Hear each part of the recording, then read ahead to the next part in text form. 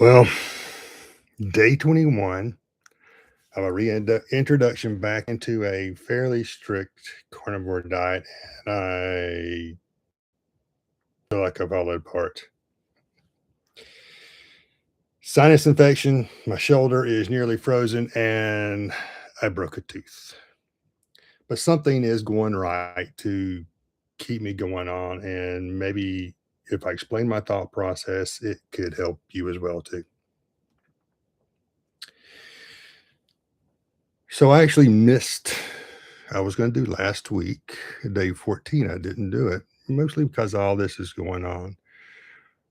But I was debating last time whether this, feeling of being sick was an actual bug or oxalate dumping. Oxalate dumping is a real thing, and I've been through it before, not too much though, but just a little bit, but I've definitely seen other people do it. And one of the symptoms is feeling kind of bad, just like you have a fever or something, and it's not the keto flu. It's a little bit different. So what I was doing to test this out, what you can do is you can stop if you're having an oxalate dump situation by actually eating a little bit more oxalate. And this stuff this comes in green leafy vegetables and almonds, really high in almonds.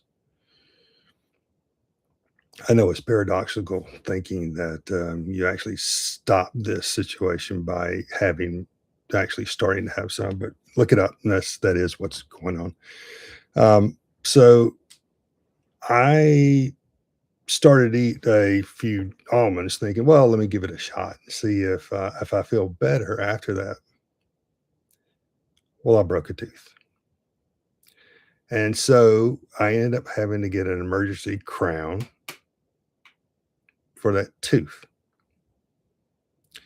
And in the process of doing all that, I kept feeling worse. So I ended up going to the doctor, and they said I had a sinus infection. So got a round of Z-Pack antibiotic.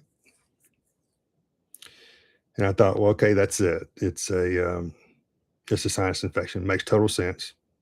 I was feeling like that, and I knew I had some congestion as well too.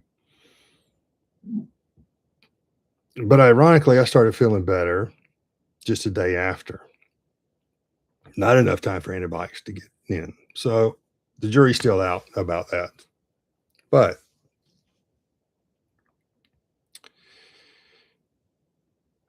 my shoulder has actually started getting worse as well too. My left shoulder has got some inflammation in it. Is kind of is from a rotator cuff issue I've had before. And I thought, well, maybe this carnivore diet, if it in general reduces inflammation, maybe help my shoulder as well too. Has not. In fact, I ended up getting a scheduled an appointment with the sports medicine clinic here locally, and I've had to do that before in the past. It's usually a steroid shot and rehabilitation for a while,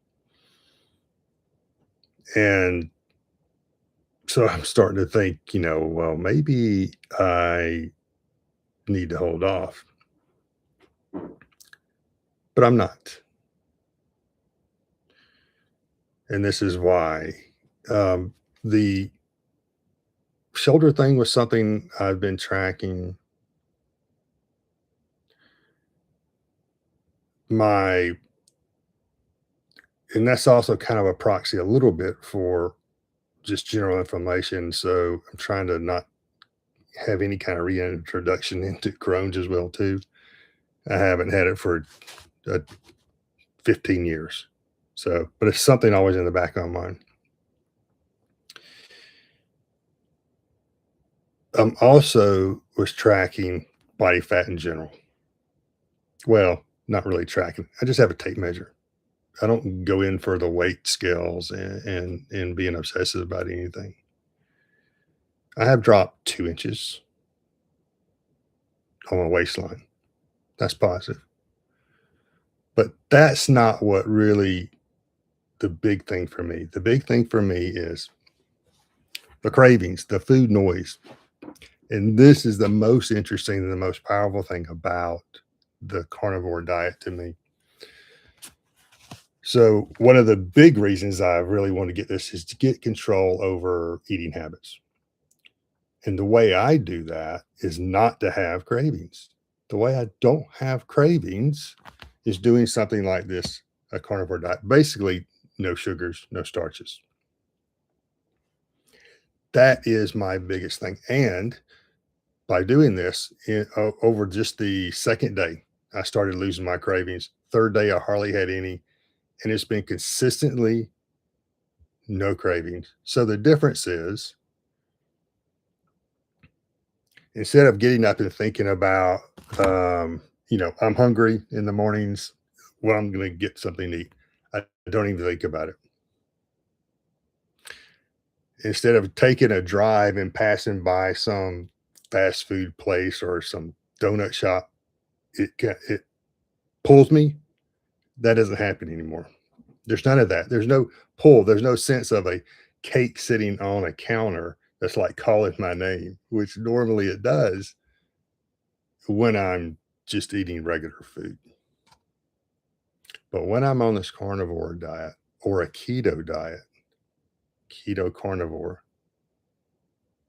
it goes away, completely goes away. And it is so freeing, I guess is the word. That alone is enough to make me want to stay on something like this. Eating becomes something you do because you're hungry. You're actually hungry, not something that, oh, I'm bored or I need something to fill me up or I have some kind of a sweet, what is that I'm trying to think of that really feels good for me right now? It's not that at all. So that's the big thing that really keeps me going. Day 21,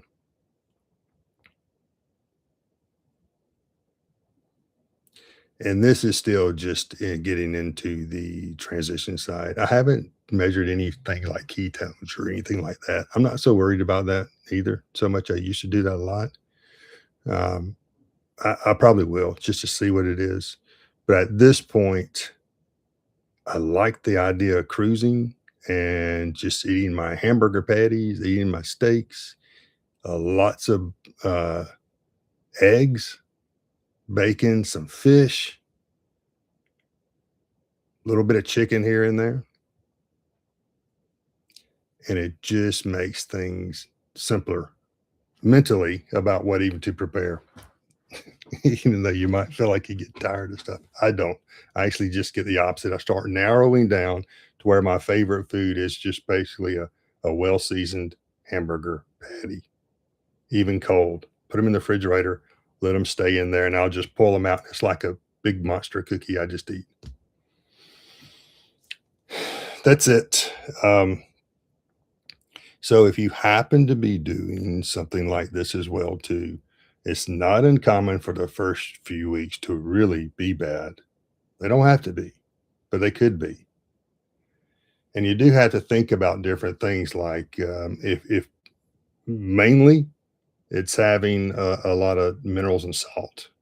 I had to do a lot of that. Um, oh, and I definitely have, and this is I think this is important for everybody to have. What's your bail out reason? What's a reason to end the experiment? For me, it is if I can't control something like heart palpitations and muscle cramps, like leg cramps, feet cramps, with taking more salt, more minerals over the course of a few days, then I bail out or I ease out and then come back into it. I haven't done that. So I did take a lot of minerals the first week. The first full week is just a whole bunch of minerals and a lot of salt. And I still do a lot of salt in my food, but I don't do as much minerals. but I haven't had any of that. So there's really no reason for me to bail out on this because of I don't have the muscle cramps. I don't have the heart palpitations, and my cravings have just not there.